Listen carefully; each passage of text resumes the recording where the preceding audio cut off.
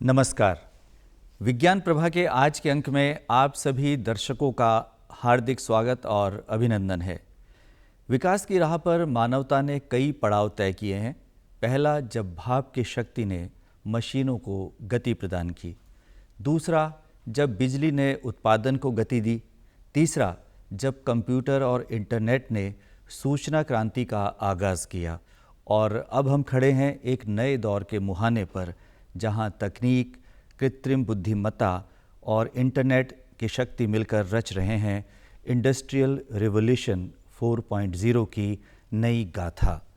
ये महज एक तकनीकी बदलाव नहीं है, बल्कि पूरी दुनिया के काम करने, सोचने और जीने के तरीके में बदलाव है। मशीनें अब सिर्फ निर्देश ही नहीं मानती, बल्कि खुद से निर्णय भी ले सकती हैं। कारखानों से लेकर अस्पतालों तक, खेती से लेकर अंतरिक्ष विज्ञान तक, हर क्षेत्र में आ रहा है क्रांतिकारी परिवर्तन। आइए इस विशेष कार्यक्रम में जानें कि क्या है इंडस्ट्रियल रिवॉल्यूशन 4.0, कैसे बदल रहा है हमारा आज और भविष्य, और हमारा देश भारत इसमें कैसी भूमिका निभा रहा है। इस महत्वपूर्ण विषय पर बातचीत के लिए आज हमारे बीच उपस्थित हैं डॉक्टर राजेश सिंह, जो कि डायरेक्टर एंड प्रोफेसर हैं research and innovation wing Uttaranchal university में। डॉक्टर सिंह, बहुत बहुत स्वागत है आपका आज के इस कार्यक्रम में। धन्यवाद सर। सबसे पहले हमारे दर्शक यही जानना चाहेंगे कि ये जो इंडस्ट्रियल रिवॉल्यूशन 4.0 की हम बात कर रहे हैं, ये क्या है, इससे हम क्या समझें? जी, जैसे फोर्थ रेवोल्यूशन की अगर हम बात करते हैं इंडस्ट्री की, तो इस रेवोल्यूशन में जो भी टेक्नोलॉजीज़ हैं, मैं कुछ टेक्नोलॉजीज़ के नाम लूँगा। जैसे कि सबसे पहला कि किस तरीके से डेटा को कलेक्ट किया जा सकता है, तो इंटरनेट ऑफ थिंग्स एक टेक्नोलॉजी है। जब डेटा आप सेंसर से कलेक्ट करेंगे तो उसके बाद उस डेटा को कहीं स्टोर भी करना होगा, तो उसके लिए, क्योंकि इंटरनेट है, तो उसके लिए स्टोरेज जो है वो क्लाउड पर अवेलेबल है, बहुत सारे क्लाउड स्टोरेज। तो क्लाउड कंप्यूटिंग एक वर्ड आ गया, एक टेक्नोलॉजी इंट्रोड्यूस हो गई। उसके बाद ये हुआ कि अगर डेटा बहुत ही बड़े साइज़ का है तो this is big data come into the role. Size बहुत बड़ा हो गया डेटा का, तो अब इसको हैंडल कैसे करना है। तो बहुत सारी बिग डेटा एल्गोरिथम्स आई कि इतने बड़े साइज़ के डेटा को हम किस तरीके से छोटा छोटा बना के, या और एल्गोरिथम्स हैं वो।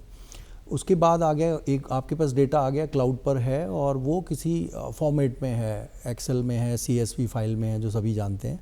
और उस डेटा को फिर इंटरप्रेट करना है आपने, क्योंकि एक्सेल सभी चलाते हैं अकाउंट्स में भी, और जनरल फाइनेंस के लोग समझते हैं एक्सेल फाइल। तो उसको हम मैनुअली एनालाइज करते थे, तो हमारे पास टूल नहीं था पहले। तो पाइथन एक लैंग्वेज इंट्रोड्यूस हुई, उसी पर बेस्ड अब मशीन लर्निंग और आर्टिफिशियल इंटेलिजेंस है, जो कि डेटा को बहुत फास्टली वो कर सकता है प्रोसेस। फिर आ गया रोबोट्स, ड्रोन्स हो गए, जो कि मैकेनिकल और बहुत सारे विंग्स को मिलकर बना। फिर उसके बाद आ गया आपका ऑगमेंटेड वर्चुअल रियलिटी रोल में आ गया, और एक्सटेंडेड रियलिटी भी अब वर्ड्स है। फिर अभी कुछ ही समय पहले कुछ टेक्नोलॉजीज ऐसी इंट्रोड्यूस हुई जो मर्जर हैं, जैसे मेटावर्स आ गया, डिजिटल ट्विन आ गया। तो ये इंडस्ट्री को बहुत रेवोल्यूट कर रहे हैं कि आप किसी भी चीज़ का डिजिटल ट्विन क्रिएट कर सकते। इवन मेटावर्स में ह्यूमन का ट्विन, मैं यहाँ बैठा हूँ तो I can appear as alive to somewhere another location. तो इस तरीके की टेक्नोलॉजीज़ हैं जो कि हमें इस इंडस्ट्रियल रेवोल्यूशन का पार्ट है। और बाई चांस कहिए, सबसे ज़्यादा रोल इसमें कंप्यूटर साइंस का ही है, क्योंकि सब प्रोग्रामिंग का गेम है। हार्डवेयर है, बट हम एज ए इंडिया हम कम अभी हार्डवेयर में हैं, तो विदेशों में हार्डवेयर हैं जिनमें हम एल्गोरिथम लिखकर इम्प्लीमेंट कर सकते हैं। तो डॉक्टर सिंह, जैसे पहले 3 औद्योगिक क्रांतियाँ हुई, तो उससे ये चौथी जो औद्योगिक क्रांति है, जिसे हम 4.0 कह रहे हैं, ये किस प्रकार भिन्न है, क्या मुख्य अंतर है? जी जी जी बिल्कुल। देखिए, कोई भी औद्योगिक क्रांति तभी चेंज होगी जबकि वो आम पब्लिक, वो जाने न जाने उस टेक्नोलॉजी को, उस हर आम पब्लिक उस टेक्नोलॉजी को यूज़ करता हो किसी न किसी फॉर्म में। तो जैसे हम देखें, फर्स्ट रेवोल्यूशन मैकेनाइजेशन था, जब स्टीम पावर और ये सब, तो उस समय हमने काफ़ी स्टीम इंजन्स और ये सब इनोवेट हुए, 18th सेंचुरी की बात है ये। उसके बाद जब हम सेकेंड रेवोल्यूशन में एंटर हुए, उसमें क्या हुआ कि भाई अगर स्टीम और सब मैकेनाइजेशन से चल रहा है, तो वहाँ कोई ऐसा अल्टरनेट ढूंढा जाए जो इलेक्ट्रिकल की फॉर्म में इंट्रोड्यूस हुआ, बिजली आ गई। तो नाउ बिजली से क्या हुआ, ऐसी मोटर्स, ऐसे डिवाइसेस बने जिससे कि वो मैकेनिकल स्ट्रक्चर ऑटोमेट हो सकते थे। तो वो भी हो गया। सेकेंड रेवोल्यूशन, जब मशीनें सारी ऑटोमेट हो गई तो सेकेंड रेवोल्यूशन अप हुआ। और थर्ड रेवोल्यूशन आया कि ये मशीन चल तो रही हैं इलेक्ट्रिकल पावर से, तो क्या हम इनमें कोई इंटेलिजेंस दे सकते हैं। तो थर्ड रेवोल्यूशन ऑटोमेशन, आईसीटी या आईटी का कह सकते हैं आप, जिसमें वो रेवोल्यूशन आया। और उस रेवोल्यूशन की आप देखें तो वो बेसिकली आईटी था, जिसमें कि जीमेल, फेसबुक, लिंक्डइन, ये सब ऐसी टेक्नोलॉजीज़ आई। तो ये सब हर बंदे के पास आई, सब लिंक्डइन यूज़ कर रहे हैं, सब फेसबुक यूज़ कर रहे हैं, चाहे मेरे को आता हो ना आता हो चलाना मोबाइल या कंप्यूटर, लेकिन किसी ना किसी थर्ड पार्टी से वो अकाउंट क्रिएट हुआ। फेसबुक में बनाना है तो आपको अकाउंट जीमेल पे होना चाहिए, किसी आईडी पे होना चाहिए, then only you can create. तो वो हुआ, तो हर इंडिविजुअल आज जीमेल समझता है, हर इंडिविजुअल आज फेसबुक समझता है। तो ये रेवोल्यूशन जब सबको मिल गया तो ये कंप्लीट हो गया। अब ये फोर्थ रेवोल्यूशन की नेसेसिटी आ गई कि भाई फोर्थ रेवोल्यूशन ये कहता है साइबर फिजिकल सिस्टम है बेसिकली। ये थिंग्स जो कि आपके आसपास हैं, on and around you, they should have a capability to speak, बोले वो।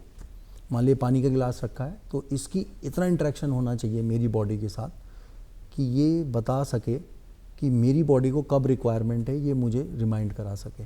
तो फोर्थ रेवोल्यूशन है, जितनी भी नॉन लिविंग थिंग्स हैं, आप बैठे हैं, आपका पोस्चर किस तरीके का है, क्या ये चेयर आपको बता सकती है कुछ समय के बाद कि आप इतनी देर से बैठे हैं, हो सकता है दैट मे लीड टू आपकी कल रीढ़ की हड्डी में कुछ ऐसी प्रॉब्लम हो जाए।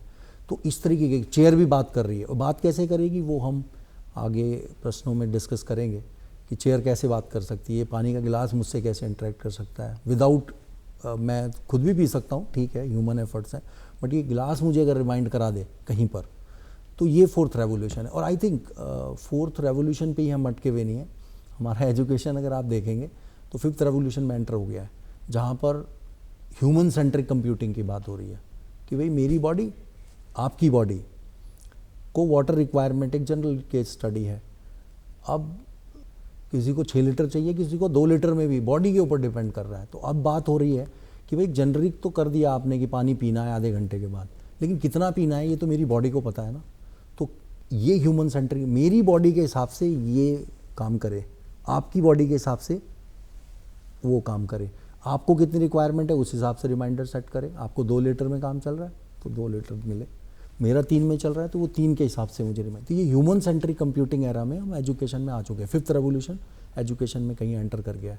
तो maybe it takes 20 year, 30, 40, क्योंकि ये सब टेक्नोलॉजीज जब तक ऑल इंडिविजुअल के पास नहीं आ जाएंगी तो ये रेवोल्यूशन अप नहीं होगा। जी, सुनने में बहुत रोचक लग रहा है और इसके बारे में जानने की कोशिश हम करेंगे आपसे। हम पहले बात कर लेते हैं कृत्रिम बुद्धिमत्ता की, जिसे हम आर्टिफिशियल इंटेलिजेंस कहते हैं। तो इसका मुख्य उद्देश्य क्या है? ये काम तो कर रही है, इसका प्रयोग भी बढ़ रहा है। जी, एक्चुअली देखो, ये एक बजवर्ड है आम पब्लिक के लिए, आर्टिफिशियल इंटेलिजेंस। एक्चुअल में आपने देखा होगा ह्यूमन ब्रेन्स के पास कितना इंटेलिजेंस है, सेम उसको सिमुलेट करने के लिए एक टेक्नोलॉजी बनाई गई कि क्या हम ह्यूमन ब्रेन को सिमुलेट कर सकते हैं। जैसे मेरे डिसीजंस हैं, मैं कितने समय पहले प्लानिंग कर लेता हूँ कि मुझे 15 अगस्त को ये काम करने में, 2 महीने पहले से अपने माइंड को अपनी ट्रेनिंग कर लेता हूँ। तो क्या मशीन ऐसा नहीं कर सकती कि वो अपने प्रेडिक्शंस कर सके, फ्यूचर बता सके कि भाई आज ऐसा चल रहा है तो कल क्या होगा मेरे साथ? ह्यूमन कर लेता है, ह्यूमन के पास ऐसी इंट्यूशंस हैं कि वो इंटेलिजेंस लगा। तो ये ह्यूमन इंटेलिजेंस कि हम सोच सकते हैं, देख सकते हैं, डिसीजन ले सकते हैं, क्या ये मशीन नहीं कर सकती? तो ये मशीन का जो इंटेलिजेंस को देना, वही आर्टिफिशियल इंटेलिजेंस या कृत्रिम बुद्धिमत्ता कह सकते हैं आप। तो ये बहुत तरीके से हेल्पफुल है, क्योंकि आप कई बार ऐसे टास्क हैं जो रिपीटेटिव हैं, जिसको बार बार ना करना पड़े। और ह्यूमन कर रहा है कि अगर मेल रिप्लाई करने हैं तो दिन भर रिप्लाई कर रहा है, 1 person is dedicated to that work कि वो दिन भर वो मेल रिस्पॉन्स करेगा। क्यों करेगा? तो वो उस बेस को देखकर कई रिकमेंडेशन सिस्टम आप देख रहे हैं, बहुत वास्ट है। AI is not a small word, ये बहुत पहले से रेवोल्यूट है, 1950 से पहले से इसका ओरिजिन है, बट लोग विश्वास नहीं करते थे। बट इसके बहुत सारे सब डोमेन हैं, वो हम आगे डिस्कस करेंगे कि सब डोमेन्स क्या क्या हो हैं। और हम देख ही रहे हैं कि फेसबुक हम यूज़ कर रहे हैं, वहाँ पर हम कुछ भी देखते हैं वो पैटर्न आपको उसी पैटर्न में आपको चीज़ें दिखाने लगे। यही रिकमेंडेशन सिस्टम है कि आपने कोई चीज़ पसंद कर ली कि ये टी शर्ट अच्छी है, तो आपको वही टाइप की टी शर्ट्स वो दिखाने लगे कि ये उस ब्रांड पे भी मिलेगी, और इसका रेट सस्ता है, कंपैरेटिव करेगा, तो दोज आर रिकमेंडेशन। तो ये these are the part of AI, और हम यूज़ कर रहे हैं, लेकिन लोगों को अभी उस इंटेलिजेंस का नहीं पता है, क्योंकि वो बड़ी कंपनियों ने रियलाइज़ किए हुए हैं एज ए प्रोडक्ट, और हम उन सर्विसेज को ले रहे हैं। तो डॉक्टर साहब, हम ये भी जानना चाहेंगे कि आर्टिफिशियल इंटेलिजेंस की मदद से, क्योंकि हम इंडस्ट्री की बात कर रहे हैं, तो उद्योगों में वो कौन से निर्णय लिए जा रहे हैं, किस तरह से वो निर्णय सटीक हैं और बहुत ही बेहतर हैं? जी, इंडस्ट्री जो सबसे ज़्यादा आर्टिफिशियल इंटेलिजेंस का यूज़ कर रही है, वो कर रही है प्रिडिक्टिव मेंटेनेंस में। प्रिडिक्टिव मेंटेनेंस का मतलब है कि machine should have intelligence to speak with you. एक ऑपरेटर है, ऑपरेटर को वो एज ए ह्यूमन अपना दर्द बता सके। पहला इंटेलिजेंस तो यही है कि मशीन इंटरेक्ट करे ह्यूमन के साथ, कि भाई वो आया, उसने चलाया, मशीन बता सके उसको कि भाई मेरे वाइंडिंग्स का टेम्परेचर जो है वो 25 रहता था, लेकिन अब ये थोड़ा बढ़ रहा है और ये कंट्रोल नहीं हो रहा है थ्रू योर प्रोसेस जो आपने लगाया हुआ है उसके अंदर कंप्यूटर। तो उसका टेम्परेचर बढ़ रहा है या वाइंडिंग की जो करंट फ्लोइंग कैपेसिटी है वो कम हो रही है, तो मशीन, जितने भी पार्ट्स हैं मशीनरी के, वो ह्यूमन को अपनी हेल्थ के बारे में जानकारी देते रहें, जिससे कि कोई बड़ा लॉस ना हो। या इंडस्ट्री को तो कहते हैं, इंडस्ट्री में प्रोसेस चल रहा है, अगर वो 10 मिनट भी बंद होता है तो करोड़ों का नुकसान होता है, क्योंकि वो प्रोसेस डिस्टर्ब नहीं होना चाहिए। तो इस टाइप का प्रेडिक्टिव मेंटेनेंस, या डेटा है मशीन का पहले से कि वो पर डे इतने पैकेट्स बनाती है, इतना प्रोडक्शन करती है, और इस रेट से ये मूव करता है बेल्ट में, तो अगर वो डेटा है तो उस डेटा सेट्स को भी हम एनालाइज कर सकते हैं मशीन लर्निंग से, और फ्यूचर प्रेडिक्ट कर सकते हैं कि अगर इस रेट से हम बना रहे हैं आज 24, कल 25, परसों 26, तो कितनी रेंज तक मैं इस मशीन को प्रोडक्शंस को बढ़ाने में मदद कर। तो इस तरह का इंटेलिजेंस मशीन्स के ऊपर इंडस्ट्री में ज़्यादा यूज़ हो रहा है। और भी है, टाइप ऑफ इंडस्ट्री डिपेंड करता है, प्रोसेस है या फिर आपका डिज़ाइन इंडस्ट्री है, रिसर्च इंडस्ट्री है, डिफरेंट टाइप की इंडस्ट्री डिफरेंट टाइप के टूल्स बनाकर अपने अपने हिसाब से इंडस्ट्री ने अपने प्रोसेस को, ह्यूमन रिसोर्स भी ऑप्टिमाइज हो रहा है। तो ह्यूमन रिसोर्स भी आर्टिफिशियल इंटेलिजेंस के थ्रू, इंटरव्यूज़ ऑनलाइन हो रहे हैं, आप देख रहे हैं ना, तो वो कंप्यूटर ले रहा है, आर्टिफिशियल इंटेलिजेंस ले रहा है। और resume selection done by Amazon ने लास्ट टाइम एक रिज्यूम सिलेक्शन का एक इंटरव्यू लिया था, सारा प्रोसेस वो किया, but they stuck somewhere else. कि अमेजॉन हैविंग 85% मैन और वुमेन 15%, ऐसा कुछ है डेटा में। तो वो कहीं स्टक हुआ कि उन्होंने ट्रेनिंग पास डेटा से कराई, तो सेम लेवल के रिज्यूम अगर मैन वुमेन का आया, बिल्कुल क्वालिफिकेशन सब कुछ, तो वो मैन को सिलेक्ट कर ले रहा है, दे डिक्लाइन दी वुमेन, जबकि पोटेंशियल बराबर है, एजुकेशन सॉलिड। तो ये कहीं ना कहीं पर है, अभी भी बहुत ज़रूरत है। हम कह रहे हैं कि artificial intelligence, it takes maybe 30-40 years to more upgraded. जी, तो डॉक्टर सिंह, क्या ये आर्टिफिशियल इंटेलिजेंस जो है, ये पूरी तरह से जो मनुष्यों की नौकरियां हैं, उसके प्रकार को, उसके स्वरूप को बदल देगा? जी हाँ, सबसे बड़ा तो यही है कि लोग ये देख रहे हैं कि जॉब लॉस है, बट मुझे नहीं लगता ऐसा कोई जॉब लॉस होने वाला है। ठीक है, कंपनीज़ ने टूल्स बनाए हैं, लेकिन जो ह्यूमन इंटेलिजेंस है, मुझे नहीं लगता कि उस इंटेलिजेंस को कोई रिप्लेस किया जा सकता है। तो हो सकता है स्किल सेट चेंज होगा, हो रहा है, स्किल सेट चेंज हो रहा है, क्योंकि आपको कहीं ना कहीं पर अपनी स्किल अपग्रेड करनी पड़ेंगी। आप देख रहे होंगे, आप को पायलट करके एक सुन रहे होंगे, वर्ड के अंदर एक को पायलट आ गया है, उसका सब्सक्रिप्शन काफ़ी महंगा है वैसे इंडिविजुअल यूज़र का। तो वो को पायलट क्या कर रहा है, अब ईज़ कर दे रहा है कि आपको पीपीटी बनानी है, आप प्रॉम्प्ट अच्छे से लिखना जानते हो, आप 2-15 स्लाइड आपको बेहतरीन बना के दे देगा 2 मिनट में। बट इसका मतलब ये नहीं, अगर आप उस स्लाइड्स को ठीक से नहीं पढ़ोगे, इंटेलिजेंस नहीं लगाओगे, तो वो स्लाइड में, क्योंकि ये तो जनरेटेड डेटा है ना, लार्ज लैंग्वेज मॉडल से आप आंसर्स अपने प्रॉम्प्ट के हिसाब से, वो आपको कहीं प्रायर डेटाबेस से ही उठा के चिपका रहा है, लेकिन वहाँ ह्यूमन इंटेलिजेंस है, वो उसमें बहुत गड़बड़ है। हमने अभी एक लिया था सेशन, तो हमने देखा कि अरे भाई पीपीटी तो बनाई है, लेकिन प्रॉम्प्ट भी हमने ठीक पूछी, लेकिन फिर भी वो ह्यूमन इंटेलिजेंस के बगैर। लेकिन वो को पायलट यूज़ करना आना चाहिए, क्योंकि पहले क्या हो रहा था, वो पीपीटी 15 आप बनाते थे तो 15 घंटे लग रहे थे। बट अगर वही ह्यूमन इंटेलिजेंस सीख ले रहा है, एक ह्यूमन सीख ले रहा है उसको चलाना, तो हो सकता है वो काम आपका 2 घंटे में हो जाए। लेकिन वो को पायलट चलाना स्किल का काम है, अगर वो नहीं सीखोगे तो कल लॉस तो हो सकता है, लेकिन इतना नहीं होगा।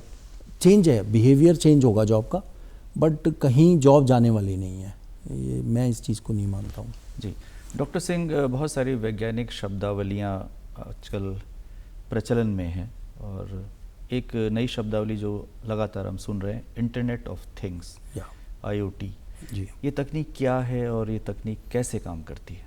जी, actually I am good and expert with this internet of things. Actually this was introduced in 2014 13-14 में ये IoT का एक वर्ड आया। देखिए ये कुछ इतना बड़ा बजवर्ड नहीं था, पहले से भी चीज़ें चल रही थी। एम्बेडेड सिस्टम एक होता था जो 80s से प्रोसेसर आए, वो 14 तक क्या था कि डेटा जो ट्रांसफ़र कर रहे हैं हम लोग वो पर्सनल कम्युनिकेशन या GSM के थ्रू, इंटरनेट मोबाइल कनेक्शंस के थ्रू डेटा भेज पा रहे थे।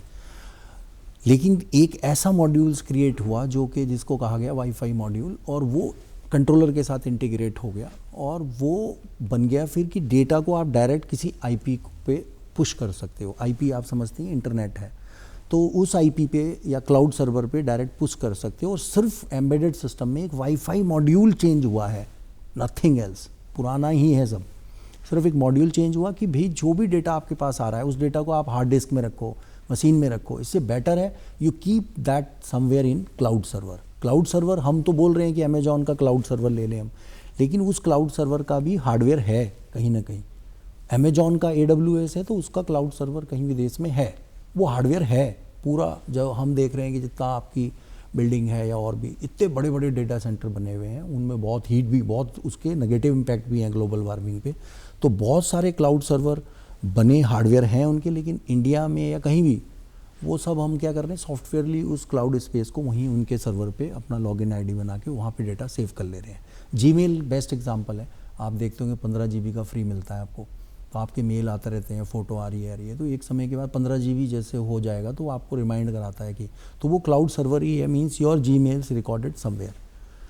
तो इस तरीके से हम कह रहे हैं कि इंटरनेट ऑफ थिंग्स क्या है, बेसिकली एक इंटेलिजेंट सिस्टम है जिसके साथ सेंसर अटैच करके, जैसे मैंने अभी बताया कि पानी का गिलास से मुझे अपने साथ इंटरेक्शन करना है, तो मुझे इसके साथ कुछ गैजेट लगाना पड़ेगा जो कि मेरे साथ बात करे। तो अगर ये गिलास को सुनाना है आपको कोई चीज़ की, काइंडली मेक यू योर्स, अपने आप को गर्म कर लो 15 डिग्री 25 डिग्री कर लो अपना टेम्परेचर। इसकी ये इस तरीके से बना हुआ है, इसके साथ हार्डवेयर ऐसा लगा हुआ है कि ये वाटर को गर्म कर सकता है, जैसे वाटर केटली वगैरह देखते हैं। तो क्या ये सुनने की कैपेबिलिटी कैसे होगी, मुझे एक माइक्रोफोन इसमें इंट्रोड्यूस करना पड़ेगा कि मैं इस कुछ बोलूँगा तो माइक्रोफोन मेरी बात सुने, और सुनने के बाद वो प्रोसेस करे उसको और तब इसको कमांड दे, तो इसका हीटर ऑन हो जाए और it will make it look warm 25-80 जो भी करना है आपको, जो भी आप देंगे कमांड। तो बेसिकली सेंसर्स का ही गेम है, सेंसर, एक्चुएटर, कम्युनिकेशन, डिस्प्लेज और पावर सप्लाईज, और कह सकते हैं यस कम्युनिकेशन। मतलब 5 चीज़ें हैं जिससे किसी भी चीज़ को, नॉन लिविंग थिंग्स को आप इंटरेक्ट करवा सकते हो अपने साथ, क्योंकि ये खुद तो कुछ बोलेगा नहीं, तो मुझे सेंसर ही लगाना पड़ेगा। बैकबोन पीछे ठीक करना है तो I need to place sensors. Towel की फॉर्म में लगा दिया मैंने, पीछे टावल में सेंसर फिट कर दिए, तो मैं बैठा तो मेरे कोडिंग मैंने इस तरीके से उस हार्डवेयर में की है कि वो मेरे स्ट्रेटनेस को देख रहा है, मेरी शेप को एनालाइज कर रहा है कि मैं किस पोस्चर में बैठा हूँ। मैं इसी पोस्चर में अगर 15 मिनट बैठ रहा हूँ तो कल मुझे क्या डेफिशिएंसीज हो सकती हैं। तो यही है कि IoT यही है कि कैसे इंटरकनेक्टेड नेटवर्क्स आपस में डेटा को क्लाउड पर लेकर उसको बेहतर तरीके से एनालाइज करना, उसके ऊपर होमवर्क करना और उसको बेटर वे में फोरकास्ट करना, जिससे कि नॉर्मल ह्यूमन बीइंग को उस डेटा का मतलब पता चल सके। जी, तो डॉक्टर सिंह, घरों में, फैक्ट्रियों में या हम कहें कि स्मार्ट सिटी में इसका क्या महत्व हो सकता है? देखिए, आप देख रहे होंगे कि अभी बहुत कुछ आपने स्मार्ट सिटी कॉन्सेप्ट भी सुना होगा। देखो, स्मार्ट सिटी के अंदर बहुत सारे जगह पर हम यूज़ कर ही रहे हैं अभी भी। आपने देखा होगा अभी कई ऐसी कॉलोनीज़ हैं जहाँ पर आप स्ट्रीट लाइट ऑटोमेटिक ऑन होती हैं, जब ह्यूमन प्रेजेंस होगी तभी। ऐसा नहीं गाय निकली तो भी लाइट ऑन हो रही है। तो उन्होंने इस तरीके के मोशन सेंसर्स लगाए हुए हैं। तो देखो, स्मार्ट सिटी में वाटर मैनेजमेंट, वेस्ट मैनेजमेंट, इसके साथ water distribution, energy management, traffic और सिक्योरिटी, ये ऐसे 8-10 एरिया हम आइडेंटिफाई कर सकते हैं। सब जगह पर रिसर्चर ने तो बहुत ही एडवांस सिस्टम रिसर्च लेवल पे बना दिए हैं। ऑटोमेटिक वेस्ट सेग्रीगेशन, कि घरों में ही ऐसे डस्टबिन हों कि जिसमें हम डाल दें कूड़ा और वो ऑटोमेटिकली उसको सेपरेट कर ले, डिग्रेडेबल नॉन डिग्रेडेबल बना ले और ऑटोमेटिक उसे अलग अलग प्लेस पर शिफ्ट कर दे, जिससे कि हम जब कूड़े वाले को दें तो उसको पहले ही पता हो कि डिग्रेडेबल कौन सा है, नॉन डिग्रेडेबल, जिससे उसका काम ईज हो जाए। हम इस लेवल पे नहीं आए, लेकिन बड़े बड़े प्लांट हैं वेस्ट मैनेजमेंट के, जो स्मार्ट सिटी का कॉन्सेप्ट है कि डंप हर जगह ना होकर प्रॉपरली मैनेज हो। ऐसे नोटिफिकेशन वाले वेस्ट के सिस्टम बन गए हैं कि अगर वो टैंक फुल हो जाता है तो they will remind to the authorities जो भी नेसेसिटी कि भाई आपका ये कूड़ादान फुल हो गया है और इसको इतने समय में हम वो कर सकते हैं, निकाल सकते हैं या कहीं और डंप कर सकते हैं। तो ऐसे वेस्ट, वाटर, एनर्जी तो सबसे बड़ा है। आपने देखे होंगे कुछ case studies, I think I have seen in Haryana में, कहीं एक मेरे ही दोस्त ने काम लिया था। अब एनर्जी मीटरिंग इतनी एडवांस हो गई है, अभी आप क्या करते हैं कि वो घर पे आता है और आपका रीडिंग्स देखकर बिल जनरेट करता है ना, ऐसा है जी। तो वो बिल जनरेट जो कर रहा है वो वहाँ आना पड़ रहा है उसको, इसकी नेसेसिटी कहाँ है, क्यों आएगा वो घर पर? उसके पास इतना एडवांस होना चाहिए कि मेरे घर का सिस्टम वो मेरा मीटर नंबर डाले या राजेश सिंह कस्टमर नाम डाले और it will automatically fetch the data without going to the place. और उस मीटर के साथ ही एक छोटा सा सिस्टम लगा दे जो हर महीने उसको रिमाइंड कराए, ऐसे बीप करेगी, 1 महीना हो गया तो ऑटोमेटिक वहीं से एक बटन प्रेस करो, अपना बिल निकाल लो। तो ये सिस्टम कहीं पर इम्प्लीमेंट हुआ। और ये पहले क्या डिफ़िकल्टी थी कि पहले सारा कम्युनिकेशन मीटर को जानने का सिस्टम, मैं टाटा पावर में भी मैंने 1 साल पढ़ाया है, TDPL दिल्ली में जो है, मैं वहाँ पे इंजीनियर्स को मास्टर्स डिग्री के कोर्स कराता था, तो मैं वहाँ लेक्चर लेता था। तो आई have seen that in from very bottom की मीटरिंग में बहुत सारे चैलेंजेस हैं और अब प्रीपेड भी इंट्रोड्यूस हुए। Prepaid is very old concept. अब काफ़ी सारे एनर्जी मीटरिंग में लॉरा नेटवर्क है जो इंट्रोड्यूस हुआ है मार्केट में, जो फ्री है कि 15 किलोमीटर तक की रेंज में आपको कोई बिल नहीं देना। तो टाटा पावर उन्हीं यूज़र के घर में इस तरह की फैसिलिटी लगाती थी, या इंडस्ट्री में जिनकी consumptions I think more than 2,000 unit होता था, तभी वो बिल जो देते थे GSM से होता था, तो वो पेड नेटवर्क था, तो पेड में उनको बहुत बड़े बड़े अमाउंट के बिल पे करने होते थे। तो वो सिंपल यूज़र को नहीं दे सकते थे वो फैसिलिटी कि मैं वहीं से बैठ के उनका मीटर एक्सेस कर लूँ अपने स्टेशन से। तो अब ऐसे नेटवर्क आ गए, फ्री हैं, आप यूज़ करो 15 किलोमीटर तक। तो डॉक्टर सिंह, इसमें क्या चुनौतियां हैं यदि हमारे देश की बात की जाए, जैसे मीटर रीडिंग की बात हो गई? हाँ, एक्चुअली चुनौतियाँ बहुत सारी हैं। प्रॉपर देखो, एक्चुअली सबसे बड़ी चुनौती तो है एम्प्लॉयमेंट ही है एक्चुअल में, कि अगर हम इतना ऑटोमेशंस की तरफ लेके जाएंगे, बिकॉज हमारे यहाँ पे लेबर सस्ती है भैया, हम टेक्नोलॉजी की बात कर रहे हैं, अगर कहीं पर 5 लाख रुपए की कोई टेक्नोलॉजी एग्रीकल्चर में आपने डिप्लॉय की सपोज़, और उसके टमाटर हो रहे हैं सपोज़ 50 कुंटल, तो वो कब कैसे उस टेक्नोलॉजी को वो वहाँ पर डिप्लॉय कर सकता है? तो ये US, यूरोप में जहाँ पे पॉपुलेशन डेंसिटी कम है वहाँ तो ठीक है, क्योंकि वहाँ पॉपुलेशन नहीं है, तो वहाँ तो ऑटोमेशन चल रहा है कि भाई बड़े बड़े फार्म लैंड हैं, दे डिप्लॉय रोबोट और उनका काम। लेकिन यहाँ पर हमारे पास अभी लोग ज़्यादा हैं, तो ऑटोमेशन के बजाय जितने देर में ऑटोमेशन करता उतनी देर में 5 लोग उस काम को 1 दिन में कर लेते हैं। तो अभी चैलेंजेस यही हैं कि तो हमारे पास डेटा की सबसे बड़ी समस्या है। हम बात तो कर रहे हैं कि एग्रीकल्चर में हम आर्टिफिशियल इंटेलिजेंस लगाएंगे, बट डेटा कहाँ है? क्योंकि मेरी एग्रीकल्चर लैंड जो है वो जिस भी लोकेशन की, मुझे वहाँ का डेटा चाहिए। डेटा कैसे आएगा? डेटा आएगा IoT डिवाइसेस से, क्योंकि डेटा तो आप लाइव जाके मैनुअली तो लोगे नहीं, खेत में जाकर या इंडिविजुअल से बात करके। तो आपको deployment of internet enabled devices आपको करने होंगे। इतनी फ्लड्स आ रही हैं, हमारे पास कोई मॉनिटरिंग सिस्टम ही नहीं है। हम करते हैं, हम विदेशों से ही ला कर टेक्नोलॉजी यूज़ कर रहे हैं, बट इंडिविजुअल आपको रिवर रेजुनोवेशन करना है तो आप रिवर में कुछ जैसे फ्लड अलर्ट, ऐसे सेंसर्स बहुत ही इंटेलिजेंटली लगाएंगे तो वो ऑटोमेटिक सैंपल करके डेटा आपको भेजते रहेंगे। जब हम पे डेटा होगा तभी तो हम एक्चुअल बात बता पाएंगे। लेकिन data engineer 2000 here in India, वो अभी सारे डेटा सेट्स या तो कैगल से निकाल रहे हैं। डेटा कहाँ का है? जोहान्सबर्ग यूनिवर्सिटी का। हम अपने यहाँ पर डेटा पे अभी उतना काम नहीं कर रहे। सबसे बड़ा चैलेंज डेटा होगा। वैसे तो गवर्नमेंट ऑफ इंडिया का OGD प्लेटफॉर्म है अभी जो 22 में रिलीज़ हुआ है, फंटास्टिक प्रैक्टिस। ये जितने भी DSTM प्रोजेक्ट हुए हैं ऑल आर अवेलेबल ऑन उनका डेटा सारा लाइव है, कोई भी जाए ईमेल आईडी फ़ोन नंबर डाले और उस डेटा को फैच कर ले।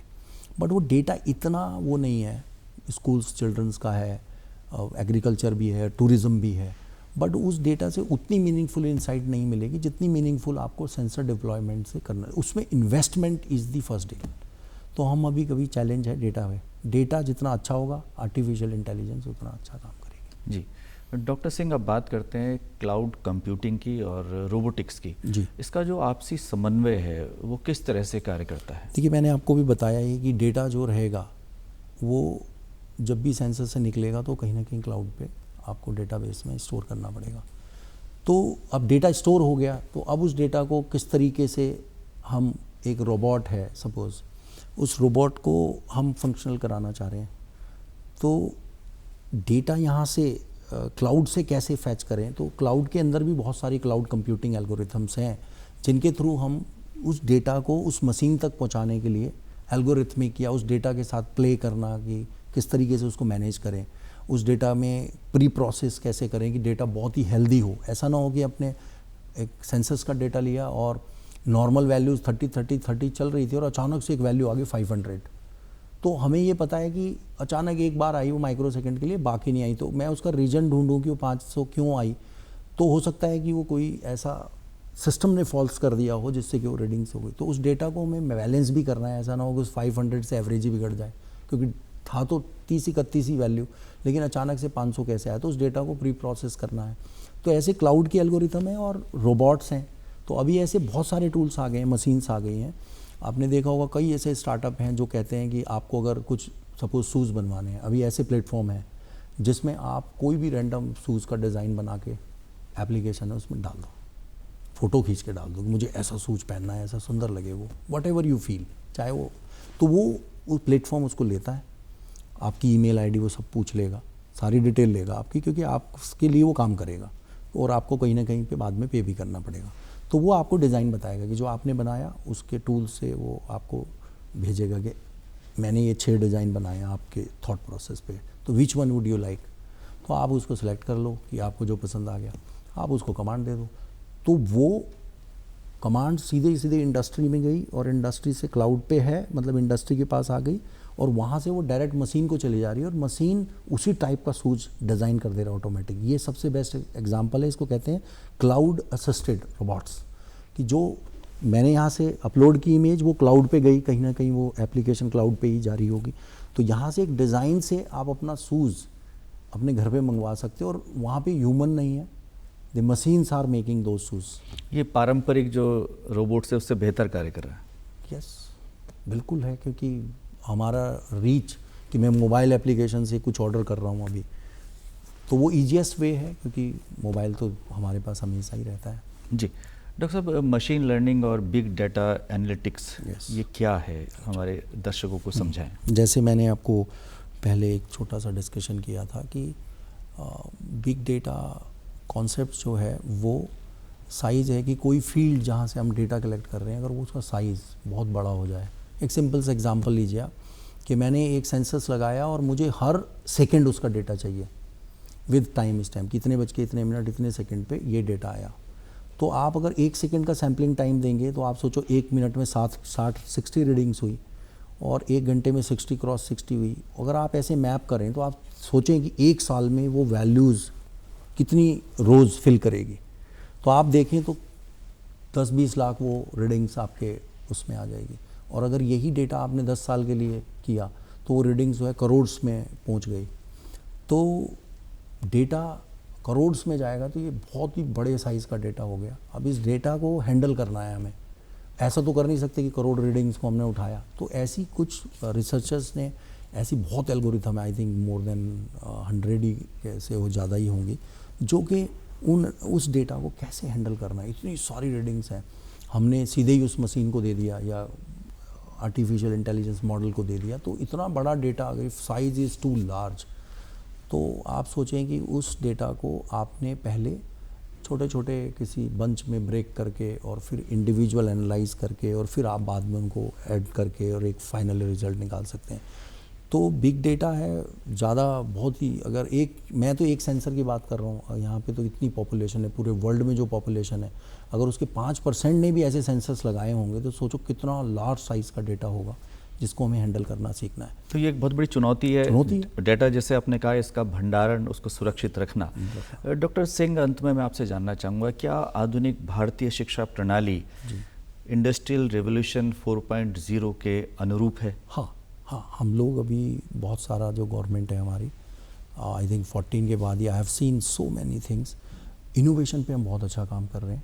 हमारे गवर्नमेंट ने इस समय स्किल इंडिया, डिजिटल इंडिया, बहुत सारे अभियान चलाए हुए हैं, और उसमें सबसे अच्छा अभियान यही है कि 14 से पहले मैंने बहुत सारे हार्डवेयर्स प्रोटोटाइप, आई थिंक 1000+ ही होंगे अभी 20 साल में, इतने हार्डवेयर्स में मैंने काम किया है, इंटेलिजेंट सिस्टम पे काम किया है, पर हमें पहले सपोर्ट नहीं थी, फंडिंग नहीं थी कि भाई मैं बनाऊँ तो, लेकिन पैसा कहाँ से लूँ, फिर यूनिवर्सिटी से ही मांगना पड़ रहा है।